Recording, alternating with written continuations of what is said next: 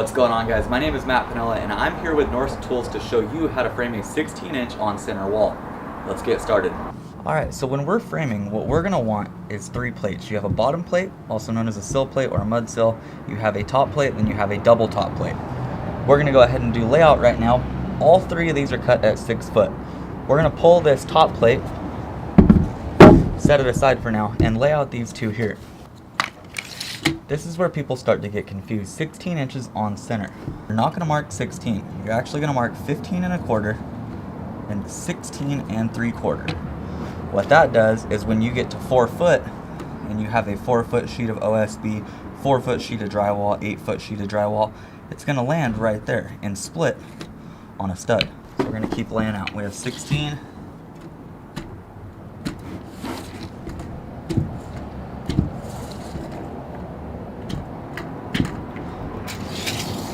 Now remember, when you're framing, you always have a stud on your end. If you don't have a stud on the end, what you're going to have is called a California corner.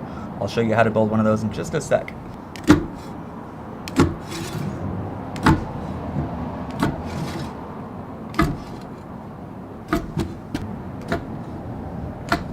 Now, a little fun fact for you guys. Back in the day, framers did not lay out like we do today.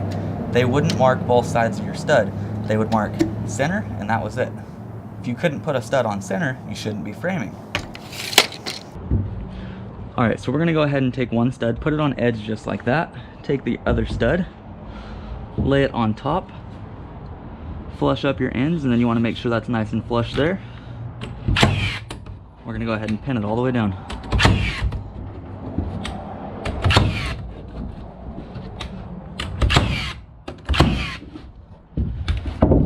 Alright, you guys, so now that we've got our bottom plate down there, top plate up here, we're going to go ahead and spread studs in between. So we're building an 8-foot wall. Our studs are pre-cut from the lumberyard at 92 1/4. When you add the 4 1/2 from the triple plates, that puts you at 96 3/4, leaving you a little bit of wiggle room when you go to do your drywall. Let's get to building this thing. Alright, we're going to go ahead and crown all of our studs. And what I mean by crown, you're looking for the bow in the board. Every board that you're going to use in construction is going to have a bow, or what we call a crown, to it. Crown always goes up.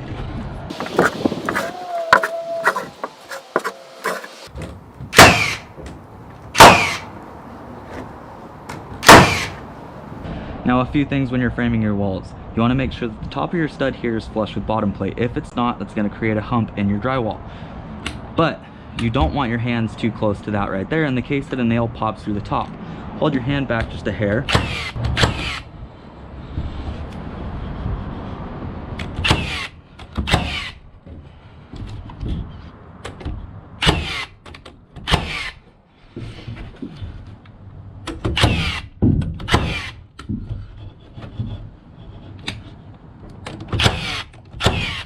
Alright, congratulations. You nailed the bottom of your wall. Let's move to the top.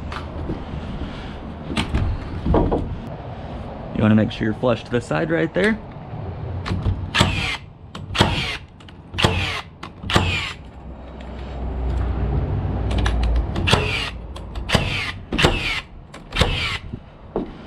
Get these last ones nailed off.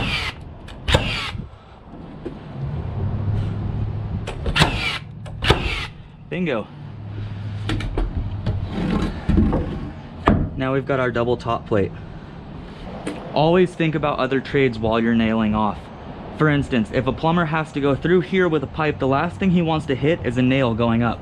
Bits cost a lot of money. So while you're nailing these off, a good habit to get in is nailing directly over the top of your studs where you already nailed. Once again, you want to make sure that this is flush with your other top plate as well.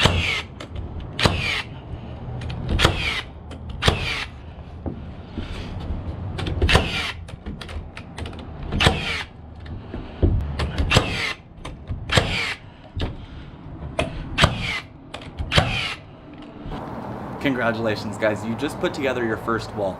Now, an extra step you can take, some people do it, some people don't, is blocking in between your studs. Now this helps keep studs rigid. This helps when you're lifting walls to make sure that they're nice and sturdy. Now when you don't have blocks in the wall and you go to stand it, you'll notice it's really flimsy. Now I'm gonna show you guys how to block out this wall.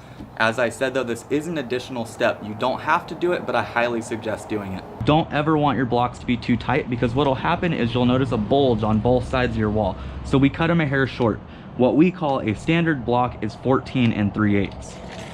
So we're gonna go ahead and cut 1, 2, 3 at 14 3/8, and we'll cut our specials after that. But first, we're gonna go ahead and get our walls laid out for where our blocks go. Some people will run a continuous block line at 4 foot or 4'6". We run our blocks at 3'6", 4'6". Mark the same thing on this side. We'll go 3'6", 4'6", run a snap line. This is another step that a lot of people don't take. You'll see some guys and they just throw blocks in and go like crazy, but you want your blocks to be straight. Your work is your signature. We're gonna go ahead and cut a few blocks at 14 3/8.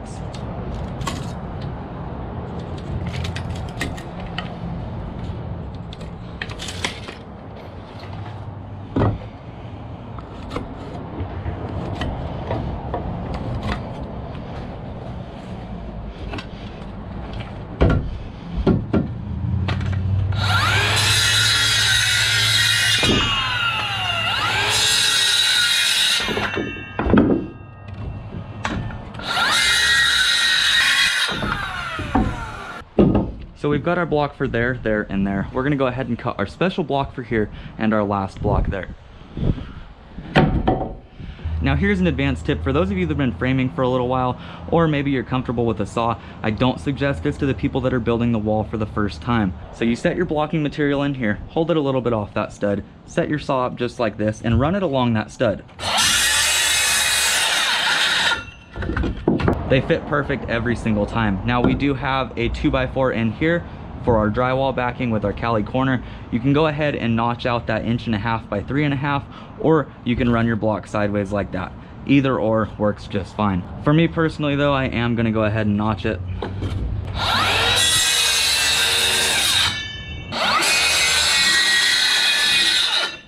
So now we'll go ahead and get these blocks in. Same thing with blocks as top plate and studs. You want to make sure they're flush with all your material you're working with.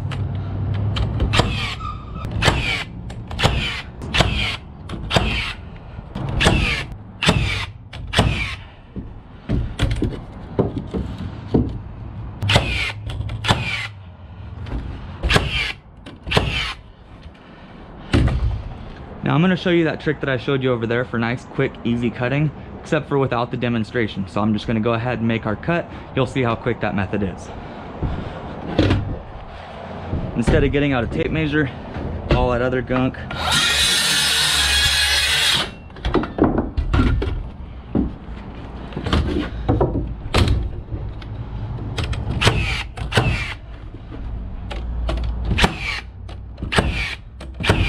so I want to explain to you guys the reason behind the Cali corner. When the insulators come in to insulate, they can get insulation back into here.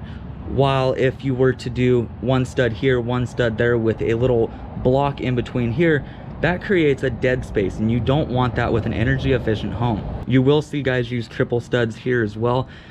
One, it wastes more material. Two, you are creating a dead space that isn't insulated. This is by far the best way to do it. The California corner is a perfect advanced framing technique for energy efficient homes.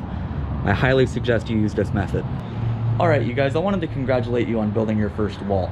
A few things to point out. This is by far the best method of framing. With your staggered block line at 3'6" down, 4'6" and up, you were able to nail each one of those blocks in really, really easily. As opposed to if you had a block line ran at 4 foot all the way through, it would be a pain to nail. You end up toenailing them in, and it's never fun. All right, you guys, you have built your first wall. Congratulations. I want to give a huge shout out to Norse Tools for making this video possible. That's the saw blade I was using right there, the Reversa Cut, a saw blade that you can flip both directions and use. Incredible design.